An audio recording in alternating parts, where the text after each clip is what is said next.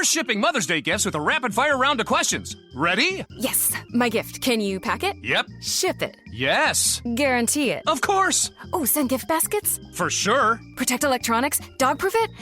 Return it if they hate it? Yes, no, and yeah.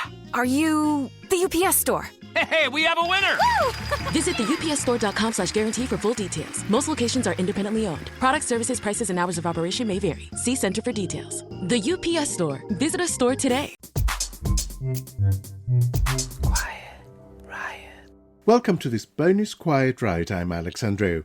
Over the weekend, Anthony Albanese, or Albo as Australians call him, came from behind in the polls to score a huge victory in the Australian elections, taking his Labour Party into a second term with a big majority. The right-wing Liberals were annihilated, suffering what is shaping up to be, remember there is still counting going on for Senate seats, their worst ever result.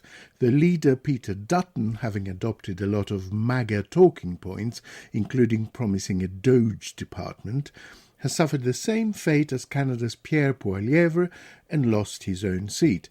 We promised you a deep dive on all this, and it is a fascinating one in all sorts of ways. First, this was a really interesting and consequential election on its own terms. Second, there does now appear to be an international Trump effect that is generating a backlash to his brand of right-wing populism, and this is vital to unpack. Third, the Australian Labour Party is a true sister party to UK Labour, and its leader shares features both political and temperamental with Starmer. I spoke to journalist, best-selling author and former Wallaby, Peter FitzSimons. Quiet Riot. Hello, Peter. Thank you for joining us. Thank you for having me, Alex. I'm having a lovely time already. Can you give us like a really basic introduction to the Australian electoral system? Because I'll give you an honest assessment. Watching on the night, I thought the Greens were having a really bad one. And watching a couple of days later, it turns out they had a really great one because the Senate is elected under a different system. So, yes, look, I did study political science at the University of Sydney, but bear in mind I only got pass marks, not distinctions or high distinctions or credits. But the essence of the system is you've got the Senate, which I guess is a rough equivalent of your House of Lords. You've got the House of Representatives. I think we've got 76. You need 76 for a majority. Dot 3, carry 1, subtract 2.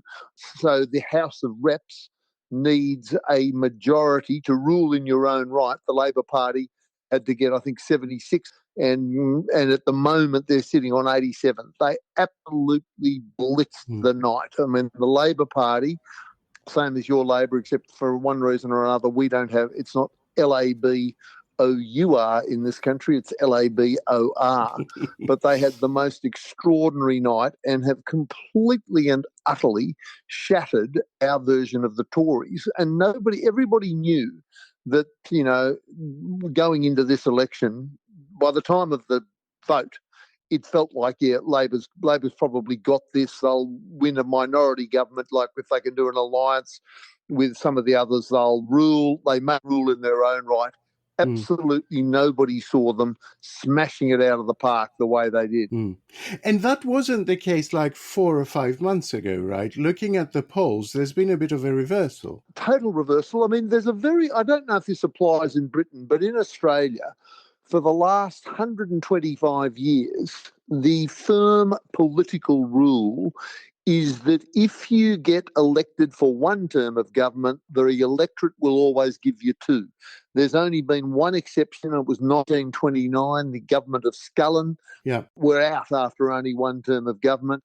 In 1972, we had a hugely controversial Prime Minister who I thought was wonderful, Gough Whitlam, who was the Labor Party left and revolutionised everything. Even he got 2 terms before he was outrageously sacked by the Queen's representative, the Governor-General, Sir John Kerr. Don't get me started. I'm proud to have been a former leader of the Australian Republic movement, but that was just extraordinary.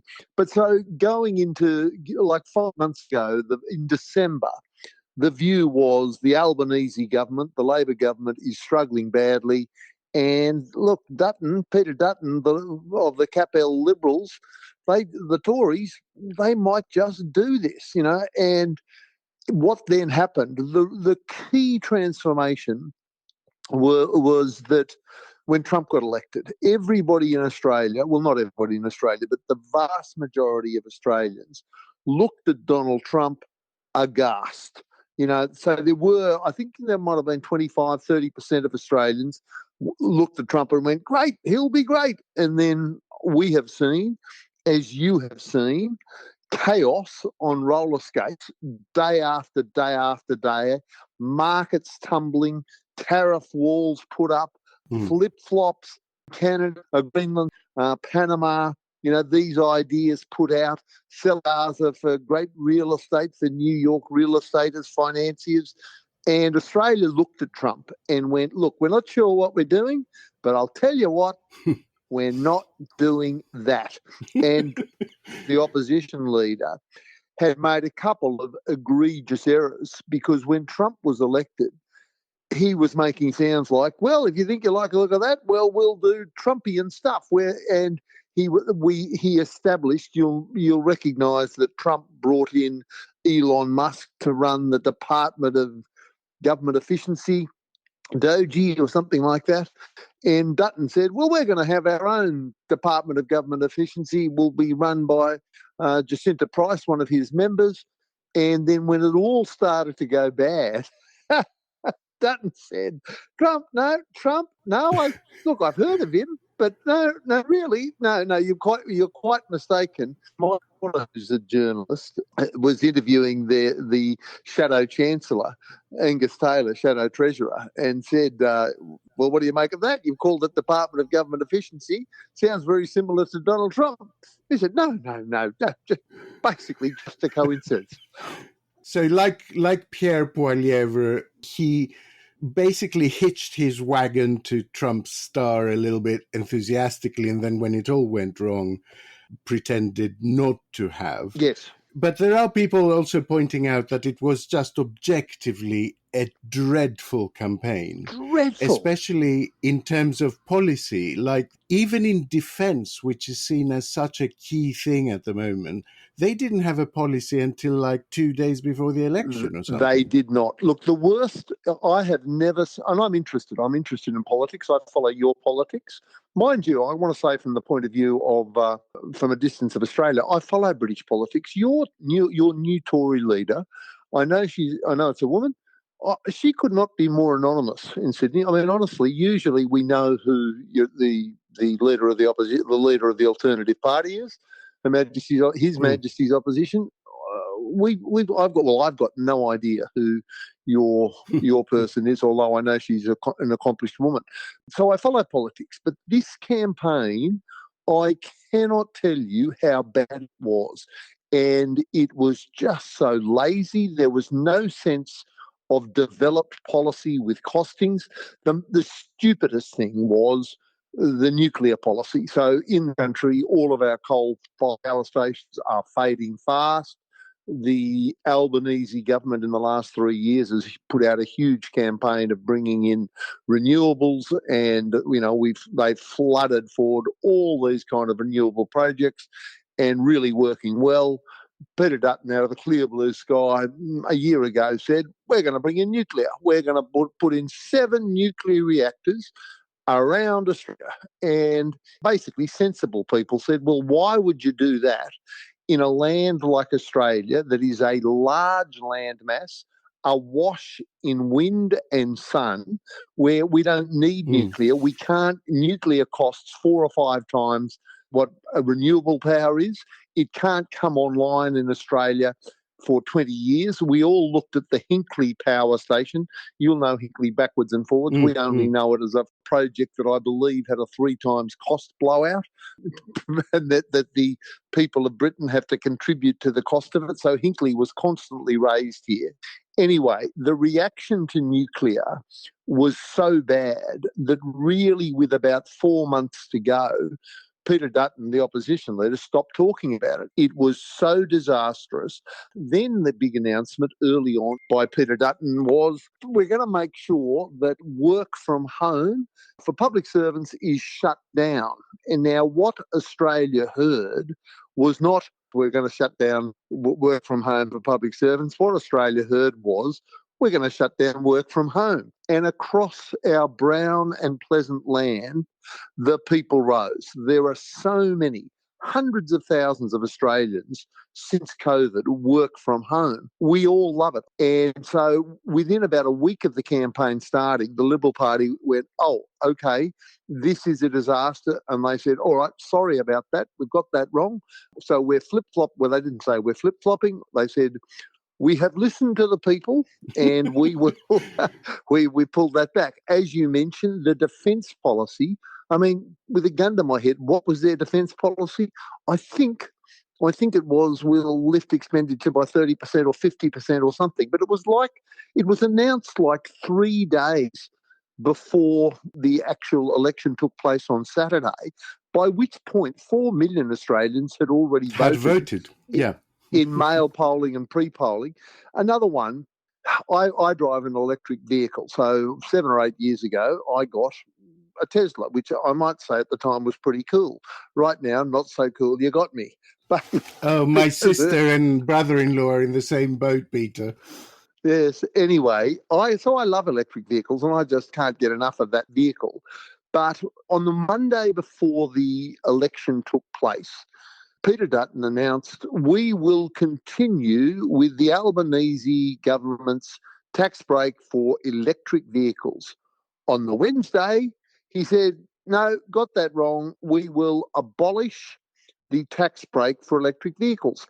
So if there are 2 tents on the hill, one is the Albanese government tent, the other one is the opposition leader tent who wants to be Prime Minister with Peter Dutton, and you're an undecided voter. The very idea that Peter Dutton announces to the undecided voters, I'm going to get rid of this tax break on electric vehicles. The idea that his tent would start to fill is just absurd. I mean, it's just ridiculous. His other policy, like the signature policy going into the election, was fuel excise. Basically, vote for me and we'll knock, I think it was 25 cents off the taxes on fuel.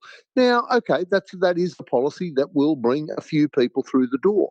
But I kid you not, in terms of a 35-day campaign, there were dot 3 again, carry 1, subtract 2 again. There were 17 photo opportunities where Peter Dutton holds the nozzle of the petrol and puts it in the tank as the cameras roll. Now, if you were a 17-year-old or an 18-year-old political student and you're going, all right, you're going to advise the opposition leader how to get some good footage, well, maybe you come up with that. Okay, look, here's an idea. We're going to cut the fuel tax. Okay, let's take him to the service station. And you might do it once. Yeah. You possibly do it 3 times. But doing it 17 times, it was honestly, is this all you've got? And now another thing, it while you've got me, becomes satire almost, doesn't it? was just ludicrous and just embarrassingly amateur is the answer. The whole thing, it was shambolic. Can I ask you something, Peter? A lot of those things seem to come from trying to import culture warsy issues. Yes. That maybe don't apply to another country. And we've seen it actually in other elections, most recently in Canada, that it sort of backfires. Do you think that points to a more profound crisis on the right of politics? Because a lot of what I've read seems to suggest that conservatism is in trouble, basically. It's taken a battering through the global financial crisis and especially the pandemic where, the state was paying everyone's salaries. People seem to demand more of a safety net from the state. Privatization doesn't have the romance it used to. And so they're kind of out of ideological policies and seem to be turning to these culture war issues almost like a diversion, like a shot of adrenaline to a dying body. Did you get that impression? Yes, it's a very interesting question. There was a very strong sense in Australia, and I speak to you broadly from the left of politics, but I look, if I was running for politics, I'd run for president at the extreme centre party. My father was a local Liberal Party president, so I grew up around the Liberal Party. I suppose one of my credentials is I wrote the biography of Kim Beazley, our erstwhile opposition leader. So I've gone into it a fair bit. But the really strong sense in the last week of this campaign was that the Liberal Party, the Tories, don't really have any serious policies. But they've got culture war stuff. They were going hard, and we have in this country a wonderful tradition that's been, by one count, around for 60,000 years, but in the modern world around for 30 or 40 years, a welcome to country. So that at the beginning of an official meeting or a huge match, you'll have an Aboriginal person, a person of the First Nations, who will say, welcome, welcome, welcome to Gadigal land, the nation of the Eora people. I welcome elders past and present, and you're welcome on this land. People of the First Nations will say this is what we've been doing for 60,000 years, and it's known as a welcome to country, not as in welcome to Australia, but welcome to this part of Australia offered by a representative of the Indigenous people. And I wouldn't say it's beloved by everybody. I love it, but it's well accepted by a lot of people. So we have also in this country Anzac Day. And Anzac Day is our day of military remembrance and often very much focused around what happened at Gallipoli on the 25th of April 1915, when the idea of Winston Churchill was to send us up the Dardanelles. Don't get me started. It was a disaster. But it's our day of military remembrance. And 10 days ago, there was a solemn ceremony, solemn ceremonies all over the country. But during the welcome to country for this day of military remembrance, we had Nazi extreme down in Melbourne shouting out, you disgrace the diggers, the Australian soldiers, they weren't interested in welcome for country, etc., etc. To Peter Dutton's credit and to Anthony Albanese's credit, they both publicly condemned this outrage. And Peter Dutton was asked on the Friday, do you think welcome to country is appropriate for Anzac Day? On the Friday, Peter Dutton said, yes, I think it's appropriate. There were a lot of Indigenous soldiers, and in doing this, we honour and acknowledge them. By the Monday, 3 days later, he had completely changed, and he said, welcome to country is completely overdone, and basically, if you vote for me, we'll not do away with it, but we will diminish it. We won't do it nearly as often. And he also has previously announced they would not in official ceremonies ever display the Indigenous flag. And so these are really culture war touchstones. Quiet riot. When you think about super successful businesses that are selling through the roof like Heinz or Mattel, you think about a great product, a cool brand, and brilliant marketing. But there's a secret. The business behind the business, making selling simple for them and buying simple for their customers. For millions of businesses, that business is Shopify. Upgrade your business and get the same checkout as Heinz and Mattel. Sign up for your $1 per month trial period at shopify.com/promo, all lowercase. Go to shopify.com/promo to upgrade your selling today. Shopify.com/promo. Quiet riot. In terms of importing political things from elsewhere, I've got to choose my words carefully here, because I think what I'm about to say to you, I think if there was a Capel Liberal person here or a Tory, in your terms, they would say, FitzSimons doesn't know what he's talking about. That's absolutely wrong. Nevertheless, to the left of politics, there is a strong move for Australian identity. One of our greatest prime ministers was Paul Keating, and he was there in the mid-90s. He was a great treasurer through the 1980s. He became the prime minister in late 1991 and held it for 5 years. And Keating was the one who said, for example, we should be a republic, who said the absolute truth of it, which is it is embarrassing that we're 25 million Australians here and we get our head of state from a family of aristocrats living in a palace in London. Absurd. Keating was the one who said a mature nation does not have the flag of another nation on its own flag. I mean, if you can believe it, when Jerry Seinfeld, the American comedian, came here in the year 2000, he said, I love your flag. Great Britain at night. Boom, boom. And very broadly, Anthony Albanese has been strong-ish in those fields. You know, he's careful. The flag's too controversial to embrace. He's certainly an avowed Republican. I was chair of the Republic movement for 7 years. When I left it, we had a minister. There was a assistant minister for the Republic. Now, because of what we did with The Voice, Anthony Albanese, when he was elected 3 years ago, the first time, on the night of the election, he said, I commit my government to having a referendum on The Voice.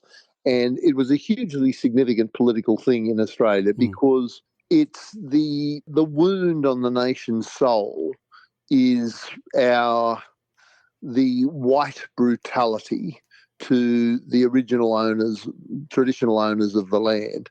One of the books that I did a book on Captain Cook. Well, let me tell you a story I suspect you don't know. When Captain Cook came through the heads of Botany Bay in 1770, late April, I think it was the 30th of April, they dropped anchor just inside the heads of Botany Bay.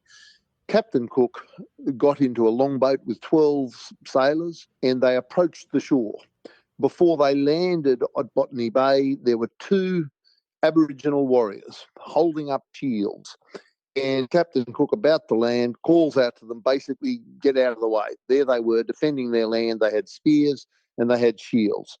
And they wouldn't get out of the way, so Captain Cook got a musket, loaded it with birdshot, not as in lead balls to kill them, but loaded it with birdshot, aimed between the two men, pulled the trigger, and there was a blast. They didn't move. So Captain Cook then lined up the Indigenous warrior on the left and the eldest of the men and pulled the trigger and hit him and hit the shield. And when I was doing the book, one of my researchers found this, and I said, well, that can't be true.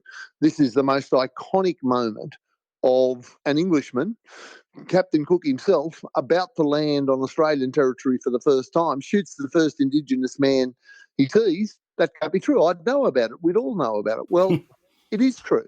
It is absolutely true. And it's an example of the stuff that Australians don't know about what happened, because a lot of that stuff's just been, dare I say, whitewashed. And the shield that man was holding, that Indigenous warrior was holding, is known as the Guigal Shield. And you Brits have got it. It's in London. It's in Exhibit Case 198 at the British Museum. And we have a very popular series over here called Stuff the British Stole, and that's one of them. I know it very, very well because they put out an exceptionally good episode on the Parthenon marbles. Yeah. So I know the series very well. Peter, I still have three things on my list that I must ask about. The first is the Teal movement. Yes. It really is so fascinating, and I've not come across anything like it anywhere else in the world.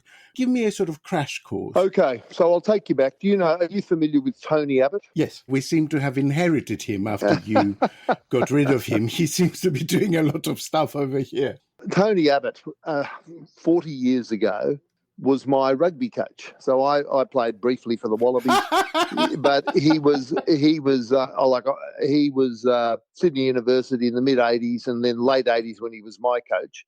And I get on well with him. I like him. But no, I never voted for him politically, and I violently disagree with him. Anyway, in 2019, he was my local member I live on the lower north shore of Sydney, so you can picture the Opera House, you can picture the Sydney Harbour Bridge. I live on the shore opposite the Harbour Bridge and opposite the Opera House. Not right on the water, but back from it. But so that's my electorate known as Warringah. And in 2019, I was approached by representatives of what basically turned into the Teal movement, which was some locals in Warringah saying, Tony Abbott is our member. Tony Abbott does not believe in marriage equality. He doesn't believe in climate change. He's far, far right. He doesn't truly represent the views of this electorate. And they said to me, would you like to run against him? And I flirted with the idea for about 15 minutes until sanity struck. My wife said, you're out of your mind. And my brother said to me, Pete, you'd love the glory of it, but then somebody would ask you about should we build a different Spit Bridge, which is a famous bridge here, and they'd ask you about the curbing and the guttering and you'd quickly lose interest. And that's true. So instead of me, they went for a woman by the name of Zali Steggall, who's a famous former Olympian. Anyway, she ran and she was professionally prepared. She was brilliant. She was far better at it than I ever would have been.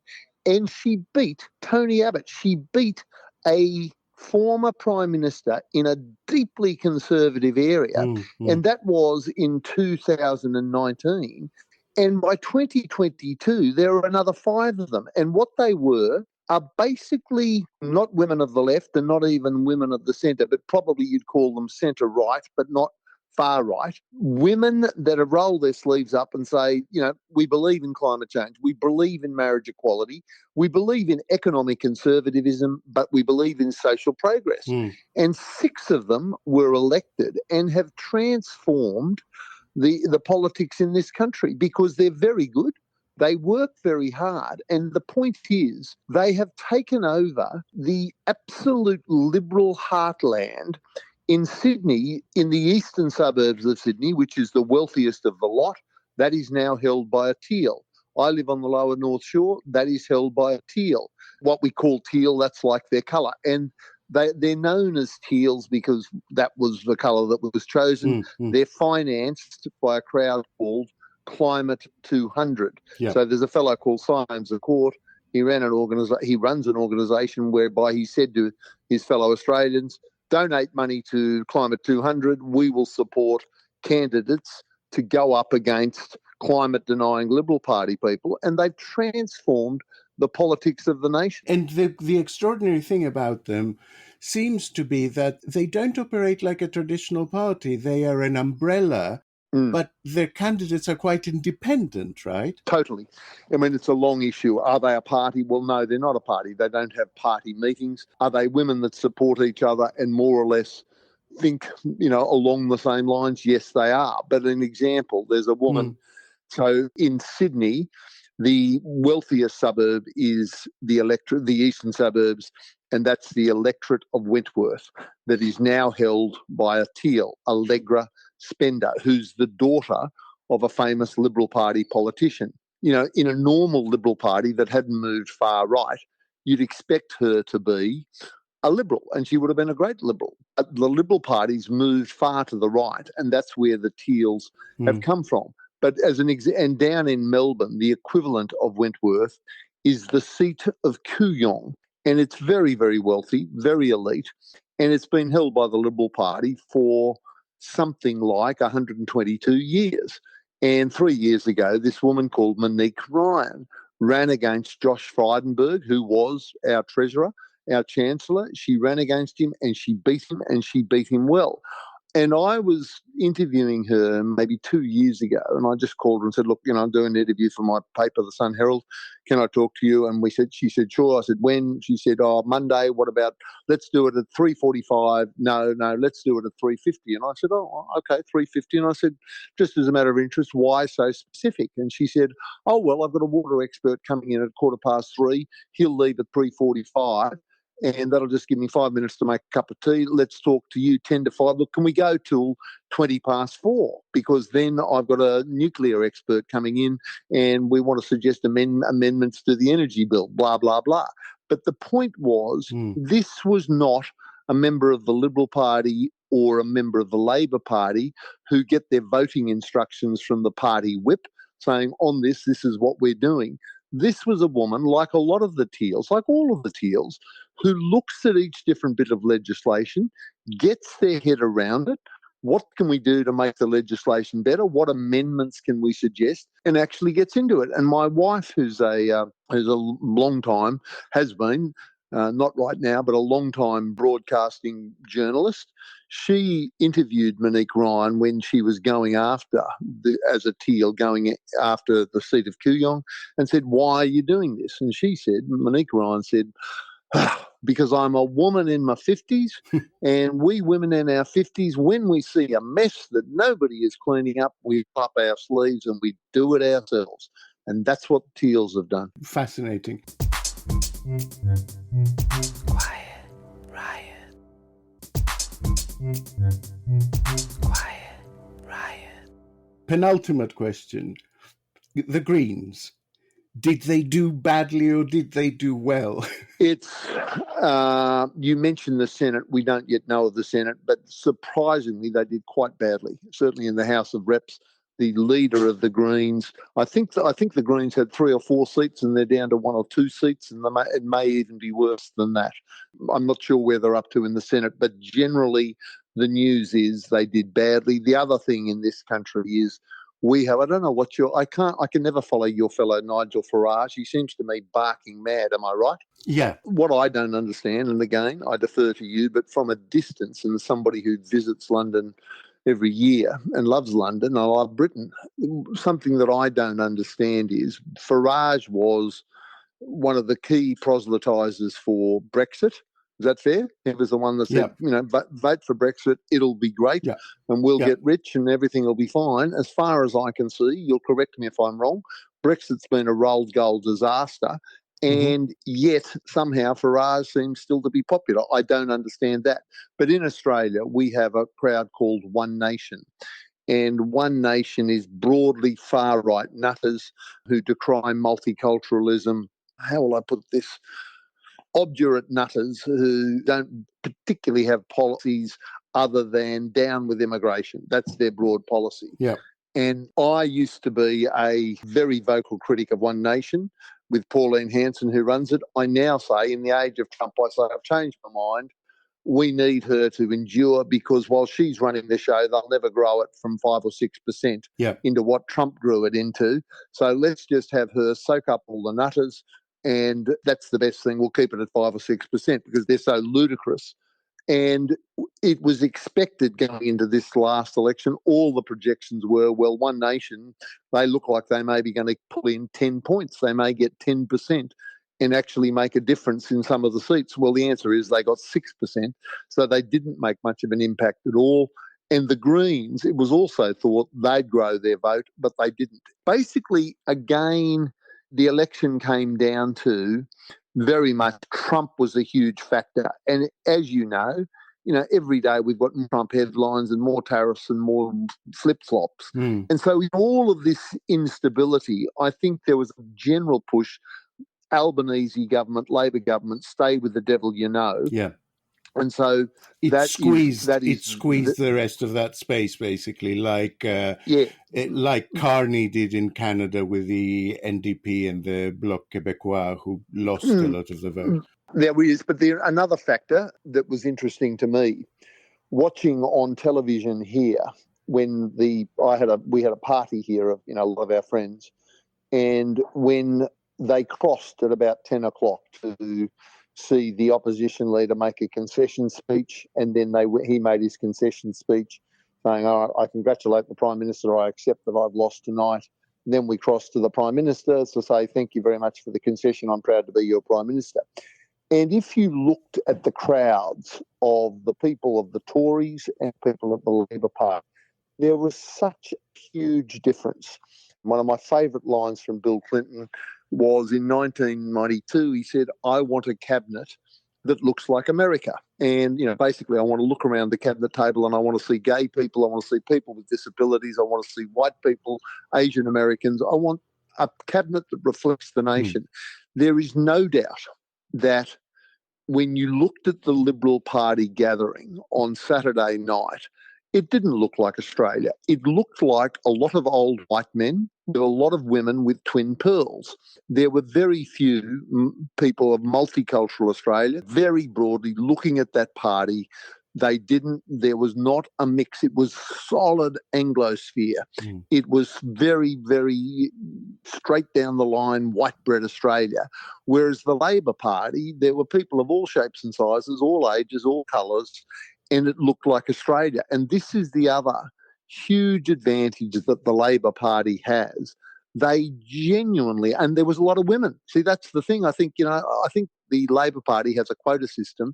I think it's got to be 50% women or 40% women. But the point is, they are genuinely representative of the country. And the struggle that the Liberal Party has as they try to reform themselves. I mean, and to give you an example of how extreme the situation is, how bad the situation is for the Liberal Party, there are, in the city of Sydney, we're about 6 or 7 million in this city now, there are 25 electorates, constituencies, 25 electorates in Sydney. Right now, the Liberal Party has 5 of them, just 5. And in Perth, there are no Liberal Party members. In Adelaide, in Melbourne, there are no Liberal Party members. And Hobart, there's none. So what's happened is the Liberal Party has completely lost hold of the cities. They've got nobody there. And it's just extraordinary. They've been wiped out. So you would agree with, I was reading Frank Bongiorno's sort of assessment of the result, and he was saying that while Trump was a big factor, while the bad campaign was a big factor, that no one should imagine that this was just about a bad day or a bad campaign for the Liberals. They have much, much deeper problems. And the problem they've got now is this, that the obvious thing to do for the Liberal Party is to look at, well, we've tried Trumpian politics. We've gone to the far right, and that ain't working. It's led to our electoral oblivion. The obvious thing to do is to move back to the centre. The problem they've got is I cannot see, and no one can see, who is the charismatic figure within the existing Liberal Party who's a parliamentarian, who's a moderate, who's got a following, who can say what needs to be said. And what needs to be said is, all you old white blokes oppose marriage equality, out. All you people that deny the science of climate change, out. You are stinking up the joint. You're holding this party back. We will never form government again while you're still here. Now, that is what, in my view, needs to be said, because they have been wiped out. Right now, I think they've got 37 seats. They needed 76 or 77 seats. They've been wiped out. This is the lowest Liberal vote that they've had, I think, ever. And so that's obvious to everybody. But the right-wing press here, the right-wing media, it is fascinating. They are not saying what needs to be said. They are saying the reason you've been wiped out is because you're not hard enough right. You're not like Trump enough. Okay, well, if I was the Labor Party, I'd say, please keep saying that. Let's do this again. We'll be in 3 years. And the other thing, nuclear. There's still people in the Liberal Party, National Party now, who are still saying, no, we still believe in nuclear. It is nuclear, to use the technical expression used here, it is batshit crazy, and it is political suicide. And yet there remain people within the coalition, which is the coalition of the Liberals and the National Parties. They used to be known as the Country Party. There are still people who say right now, after that cataclysmic election on Saturday, who are still saying, no, we still think nuclear's the go. Final question. I've already taken far too much of your time, much more than we had arranged. But I have to ask this slightly more self-interested, Britain-looking question. A lot of the criticism here of Keir Starmer is very similar to the criticism levelled at Albanese at the start of his term. He's not a natural statesman. He's quite a meek politician, quite risk-averse, slow and steady. And one of the things that has impressed me when I started watching Australian news ahead of this election was the transformation of Albanese. How much more confident he is, how much better he speaks, how much more adventurous he is actually as a politician. What do you think are the lessons for someone like Starmer? I hesitate to make any comment about your personality of your leaders. I I'm don't know asking him. you. Okay, but I say this, Albanese is a friend of mine, and he's been a friend of mine for 15, 20 years. I like him, and he's a good guy. So I do think that we have a famous electoral analyst over here called Anthony Green, who's been the nation's favourite electoral analyst for the last 40 years. He's just retired. Saturday was his last election. And I interviewed him and I said, so, what do you make? This is 2 weeks ago. What do you make of the numbers? And he said, I don't look at the numbers before the election. I look at the pictures. I said, what do you mean? He said, well, every time on the news, I look at I turn the sound down and I look at these guys. And he said, every time I see Albanese, he's smiling. He's positive. He's got a different array of characters. He's got different backdrops. Every time I see Peter Dutton, he's frowning. He's downbeat. He's complaining, and it's the same thing. He's always got a nozzle in his hand, and he's at a petrol station. It's the same shit day after day after day. And I think, too, that was a factor, that in this country, who's the leader you'd most like to have a beer with? Well, the truth of it is Albanese by a factor of 10. I know Peter Dutton a bit. I don't know him well at all, but I know him a bit. I met him quite a few occasions and socially, and he's not a bad guy. The funny thing with Dutton is he is quite personal. We saw it in his concession speech. It was generous and it was gracious. And yet that man, that politician, was absolutely invisible in the course of the campaign. We saw, hard right, narky, often nasty politics. Last election, there was a famous case here. They were known as the Bullawheeler family, and they were a family of refugees, a man and a woman, and they came here on a boat, and they had two lovely little girls, I think they were 4 years old and 2 years old, and they were just genuine refugees, and we as a nation, we looked at them and half of us said, for Christ's sake, can we take them in? They were fleeing a war-torn nation. They couldn't go back. And Peter Dutton was behind. No, we're going to put them on Christmas Island. And I think the cost of having the four of them there for however 2 or 3 years was $27 million.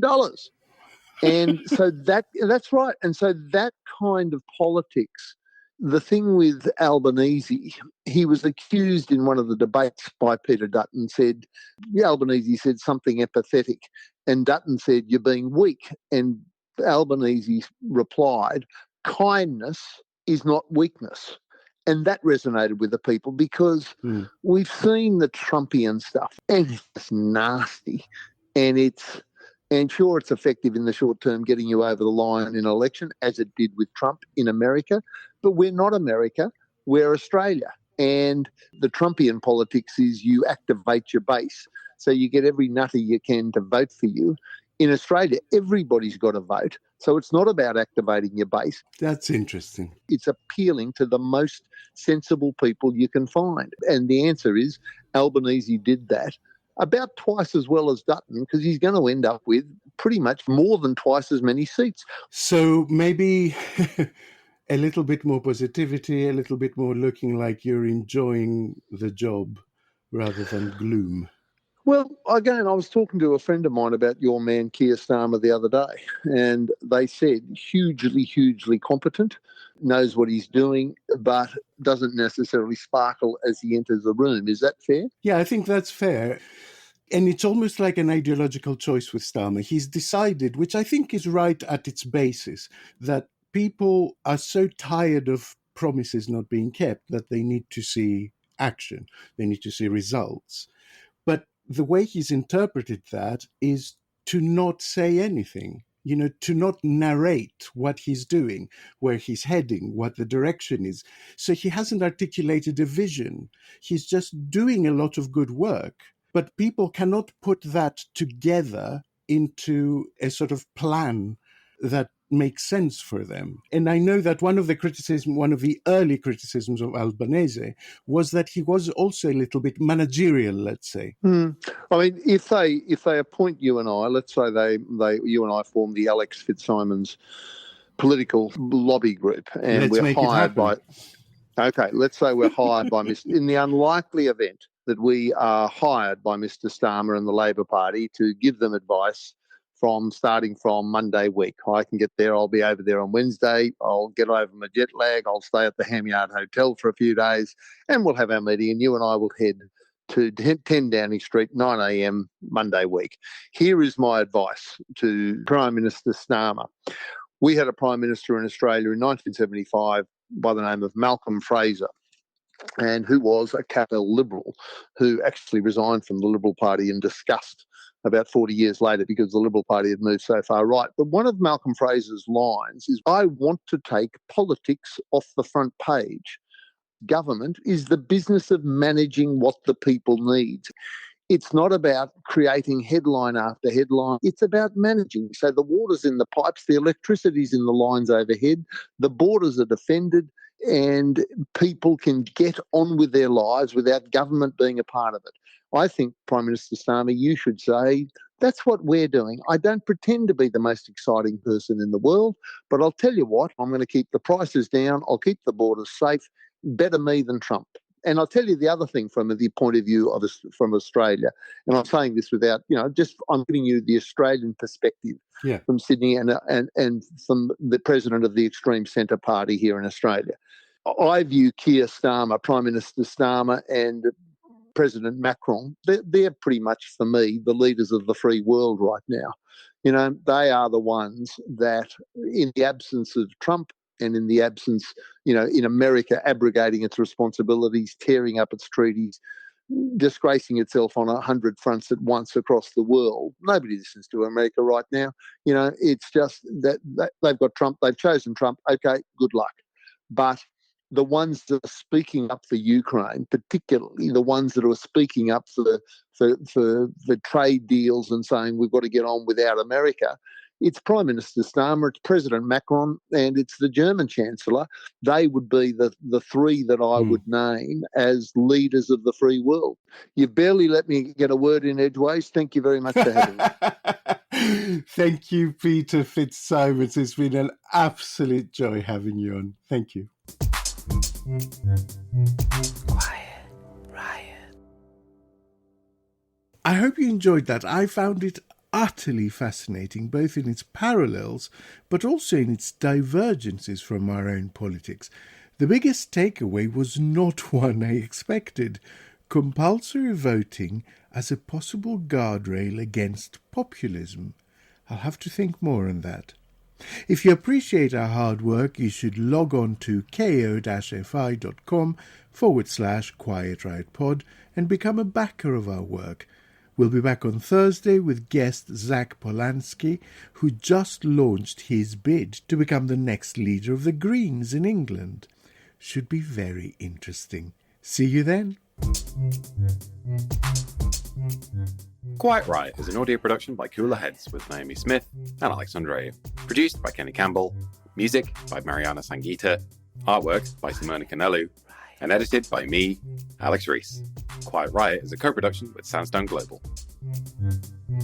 Quiet Riot.